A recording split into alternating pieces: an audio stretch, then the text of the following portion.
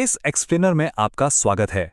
आज हम बात करेंगे एमवी हॉन्टियस की, एक ऐसी सपनों जैसी समुद्री यात्रा जो अचानक से एक बेहद खौफनाक मेडिकल मिस्ट्री में तब्दील हो गई। शुरुआत बिल्कुल परफेक्ट थी, एकदम स्वस्थ और एडवेंचर के शौकीन यात्री। सोशल मीडिया पर उनकी तस्वीरें और पोस्ट्स बता रहे थे कि वो कितने खुश और उत्साहित थे। सब कुछ कितना शानदार लग रहा था, है ना? लेकिन फिर इस कहानी ने एक बहुत ही डरावना मोड़ लिया। अचानक और बिना किसी स्पष्ट कारण के उन बिल्कुल स्वस्थ यात्रियों में से 3 की मौत हो गई। ये किसी सदमे से कम नहीं था। इसके बाद पूरे जहाज को केप वर्डे के तट पर एक बेहद तनावपूर्ण क्वारंटीन में डाल दिया गया। रातों रात ये एक अंतर्राष्ट्रीय हेल्थ इमरजेंसी बन गई थी। तो चलिए इस खामोश कातिल को समझते हैं। ये था हंटा वायरस, एक बेहद दुर्लभ और जानलेवा पैथोजन जो असल में चूहों के मलमूत्र से हवा में फैले कणों के जरिए इंसानों तक पहुंचता है। और इस बीमारी की जो टाइमलाइन है वो सच में रोंगटे खड़े कर देने वाली है। ये शुरू होती है हल्के फ्लू जैसे दर्द से, और देखते ही देखते बस कुछ ही दिनों में फेफड़े काम करना बंद कर देते हैं। एकदम अचानक होता यह है कि ये वायरस सीधे फेफड़ों की रक्त वाहिकाओं पर हमला करता है।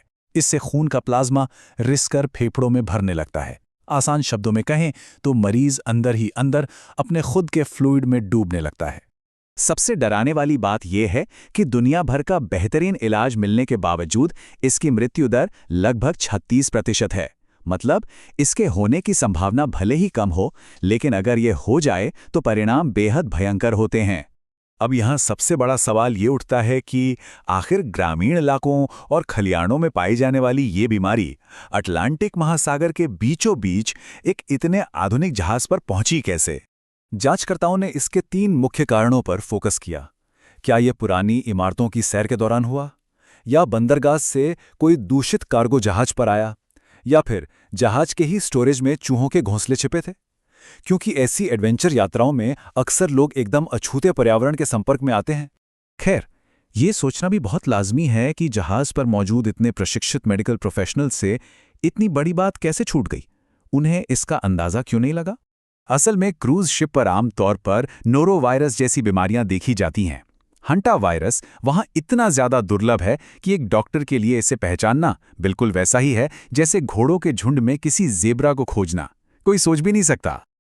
और एक अजीब विडंबना देखिए, ये वायरस अक्सर युवा और बिल्कुल फिट एडवेंचरर्स को अपना शिकार बनाता है। ऐसा इसलिए क्योंकि यही वो लोग हैं जो उन जंगली और दूर दराज के इलाकों में जाते हैं जहां ये संक्रमित चूहे पनपते हैं। भाग 1, त्रासदी के बाद और बचाव कार्य। चलिए देखते हैं कि स्थिति को कैसे संभाला गया। स्थिति बिगड़ते ही विश्व स्वास्थ्य संगठन यानी WHO ने तुरंत कदम उठाया।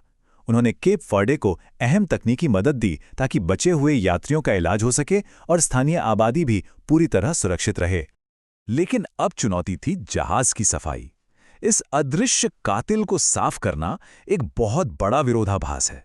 अगर हम सामान्य तरीके से झाड़ू या वैक्यूम का इस्तेमाल करेंगे तो वो जानलेवा धूल हवा में और ज्यादा उड़ जाएगी, जिससे खतरा और बढ़ जाएगा। इसलिए खतरे को खत्म करने के लिए हैजमैट टीमों को इस बेहद सख्त और थका देने वाले प्रोटोकॉल का अक्षरशः पालन करना पड़ा। बिना इसके पूरे जहाज को सुरक्षित करना नामुमकिन था। भाग 2, समाधान और मुख्य बातें। अब देखते हैं कि आगे के लिए हमारे पास क्या सबक है। इस पूरी डरावनी घटना में अगर कोई एक अच्छी खबर थी तो वो ये कि हंटा वायरस कभी भी एक इंसान से दूसरे इंसान में नहीं फैलता। मतलब बाकी सहयात्रियों या केप वर्डे के लोगों को संक्रमित मरीजों से कोई खतरा नहीं था। एक बात जो हम सबको ध्यान रखनी चाहिए, अगर हम कभी भी दूर दराज के इलाकों या ऐसे शिप्स पर जाएं तो चूहों की मौजूदगी के इन साफ चेतावनी संकेतों को लेकर हमेशा सतर्क रहें। ये छोटी सी सावधानी बहुत बड़ी बात है। एक और बेहद दिलचस्प तथ्य है, क्या हमें पता था कि अलग अलग महाद्वीपों में इस वायरस के अलग अलग स्ट्रेन मौजूद हैं और वो शरीर के बिल्कुल अलग अलग अंगों पर हमला करते हैं? ये वाकई हैरान करने वाला है। इसके पीछे पर्यावरण का भी एक छिपा हुआ हाथ हो सकता है। जलवायु परिवर्तन और असामान्य बारिश जैसी चीजें चूहों की आबादी में अचानक विस्फोट कर सकती हैं, और यही बदलते मौसम इन दुर्लभ बीमारियों को यात्रियों के और करीब ला रहे हैं। लेकिन हाँ, यहाँ ये याद रखना भी जरूरी है कि ऐसी घटनाएं बहुत ही कम होती हैं। क्रूज यात्राएं आज भी काफी सुरक्षित हैं। ये घटना एक नियम नहीं बल्कि एक बेहद दुर्लभ अपवाद थी। फिर भी ये त्रासदी हमें एक बहुत बड़ी सीख देकर जाती है। हमारी तकनीक चाहे जितनी भी आधुनिक क्यों ना हो जाए, हम इंसान कभी भी खुद को प्रकृति और उसके नियमों से पूरी तरह अलग नहीं कर सकते। आज जब एमवी होंडुरास बंदरगाह पर खामोश खड़ा है तो ये हमें सोचने पर मजबूर कर देता है कि जब हम किसी अनजान जगह की खोज में निकलते हैं तो उस रोमांचक यात्रा की धूल में हमारे लिए और क्या अदृश्य खतरे छिपे हो सकते हैं।